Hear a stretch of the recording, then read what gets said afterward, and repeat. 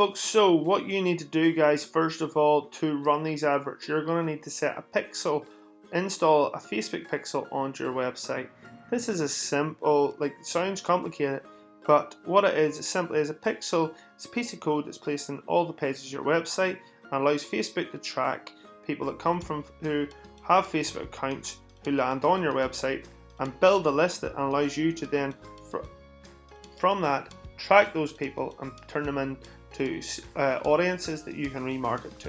So how do you do that, guys? Look, if you're a beginner, don't try and set this up yourself. You can, there's lots of tutorials out there how to do it. I'll provide some here. If you've got a Facebook, Squarespace, if you've got a Squarespace, a Wix or WordPress site, I'll provide some tutorials on how to do that there.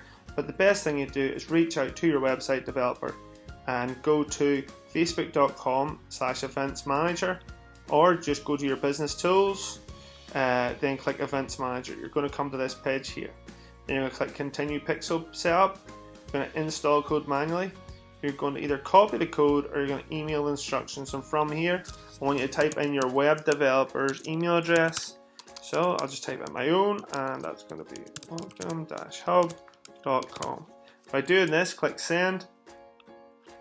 They're going to get a simple installation tutorial on how to install your specific Facebook pixel onto their website. You're probably going, so it's going to be so easy for them to do, and then Facebook or the pixel is going to start picking up all the data that comes through your account. So if I go to one of my other pixels, so folks, once your pixel's installed correctly, as you can see, I can follow and track people that's landed on my website. As you can see, the activity's going on.